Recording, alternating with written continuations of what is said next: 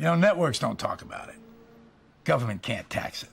But sports betting is a $200 billion a year business. That's a major U.S. Supreme Court ruling that could open the door for legalized sports betting all across the country. The Supreme Court is giving the green light for states to determine on their own whether they want to legalize sports gambling. Tell Donahue his next pick is good for 20 grand, but I need him to guarantee a win, okay? I need a lock. He's not that fucking good. No, Tommy, he has to. All right, he has to, or else they're going to kill me. Do you realize this, Tommy? They're going to fucking kill me. I can't afford to gamble anymore. I need a fucking lock.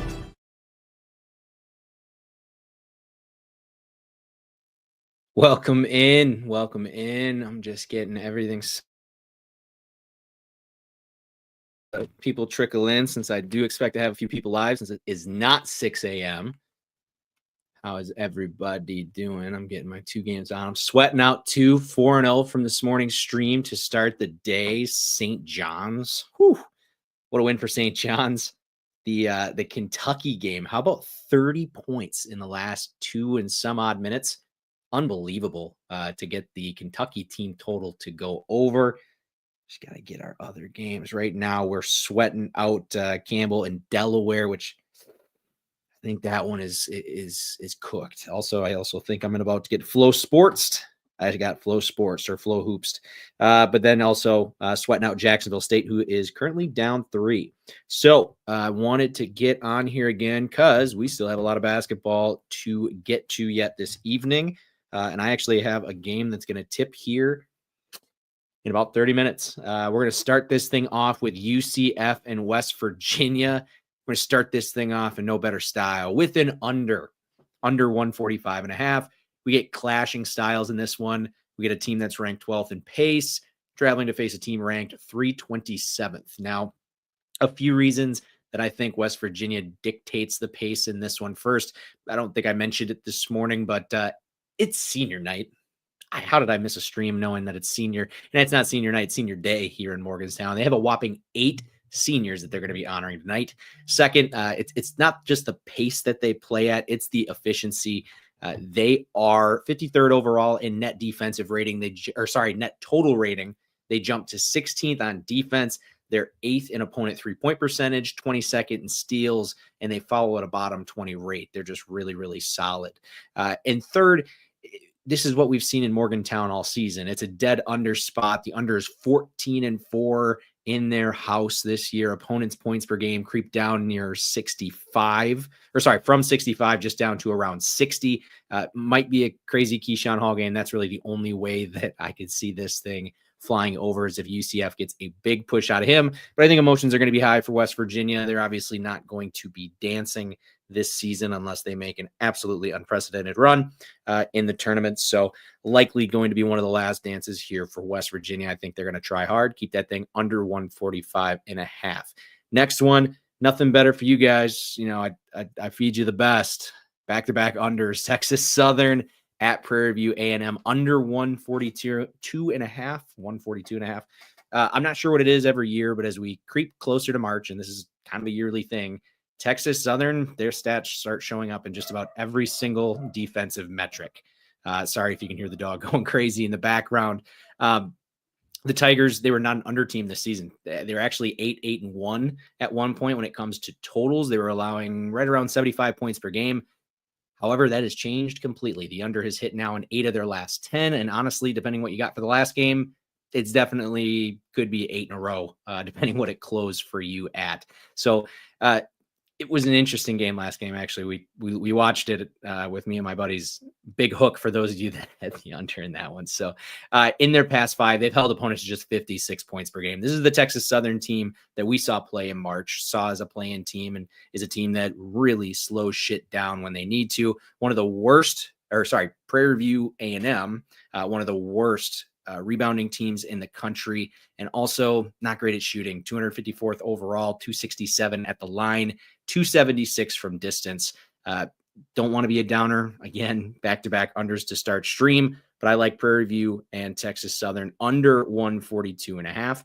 Moving right down the line, a game that I'm super excited to see, and it's probably Could be my favorite bet of the day. I'm not sure. Might add to it yet. Clemson laying 17.5 at home against Virginia Tech. Going to be a crazy emotional day in Clemson, South Carolina. They bid farewell to Chase Hunter, as well as 7 additional seniors. Now, this group, they're going to wrap up the most successful season in school history. I think they're going to do it in style. When Hunter arrived, this team had made 1 NCAA tournament in 10 seasons. This is going to be the 3rd time in his 6-year career. Put the fries in the bag. But they're going to make a final push. They made it to the Elite 8 last year. They need to be able to get over that hump. I think they're about to go on a pretty good run. Tech, they're outside the top 150 in KenPom. It was a 15-point Tigers victory in Blacksburg, and that was a game that Hunter did not play in. He was sick. We saw Tech get their doors blown off by UNC at home on Tuesday night. I fear that the effort has left the building with the Hokies. Better luck next season. We're doing 17.5 with Clemson. I'm going to make that a 3/4 unit play with Clemson. I was going to do a half. I'm going to add on to that one. I really like how that is shaping up. 2 more to roll here. It's going to be this evening. First game is going to tip at 7 o'clock here Central Time. South Dakota, another one that I really like. South Dakota and Nebraska. Omaha. This team's Clemson. I agree. My boy Eric there. Vatek, really, really bad. Yeah. Good spot, I think, for Clemson today. And I think Clemson's a team going forward. Obviously, a lot of talk about their conference this year, but we'll get into that when we break down the conference tournaments. But anyway, South Dakota and Nebraska, Omaha over 166 is going to be absolute fireworks in the Summit semifinals. You got South Dakota ranked 3rd in pace, averaging over 85 points per game. On defense, 329th in defensive net. They allow 83 points per game. Allowed 87 and 91 in their 2 meetings this season. This group just sprints their way through games and hope for the best. It's a really tough way to go about things. Omaha, a little bit more of a calculated approach. They still average north of 77 points per game.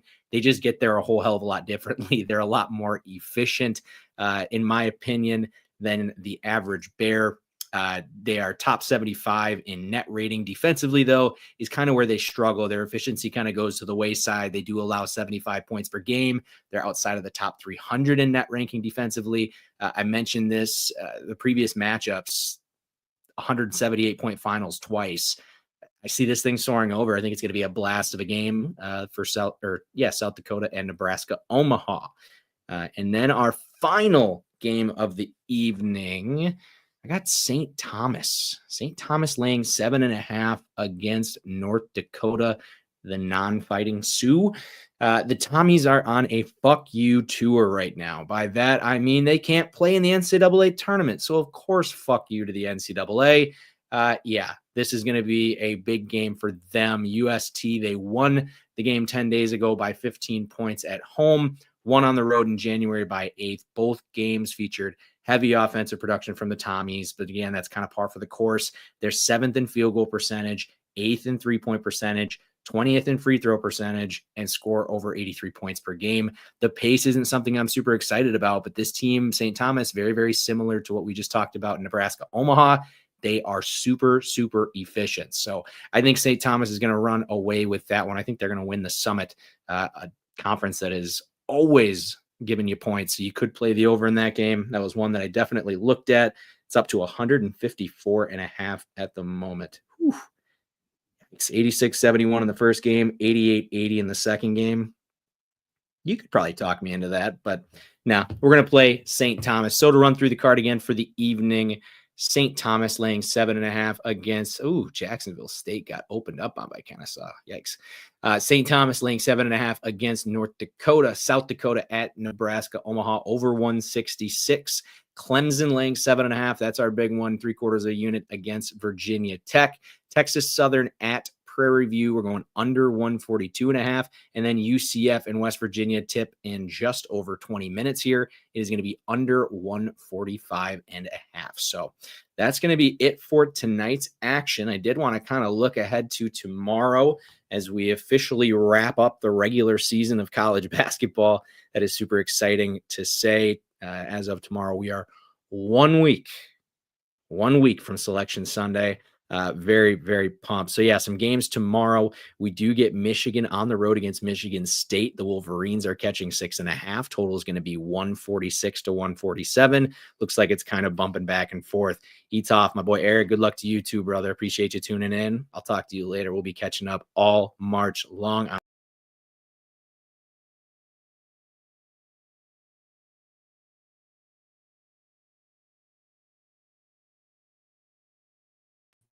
That's crazy. I kicked myself out of stream.